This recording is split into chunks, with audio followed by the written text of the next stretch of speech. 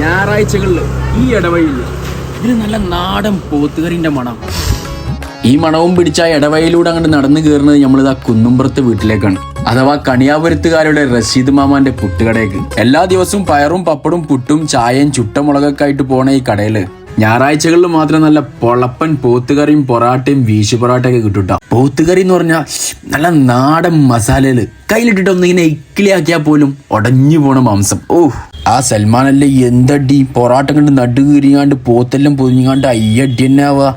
കൂടെ കിട്ടുന്ന നെരിയെ ചായയും കൂടി കുടിക്കുമ്പോ റാഹത്തായിട്ടാ. പോത്തും കറി ഞായറാഴ്ച മാത്രമേ ഉള്ളൂ എന്നുണ്ടെങ്കിലും നമ്മളൊക്കെ നാട്ടുമ്പുറത്ത് ഏതെങ്കിലും വിശേഷ ദിവസം കൂട്ടുകാരൊക്കെ വീട്ടിൽ ഒരുമിച്ച് കൂടി ഫുഡൊക്കെ ഉണ്ടാക്കിയിട്ട് നമ്മൾ ഒന്നങ്ങോട്ട് കൂടുമല്ലോ, ആ ഒരു വൈബില്ലേ, അത് ഇവിടെ എല്ലാ ദിവസവും ഉണ്ട് കേട്ടാ.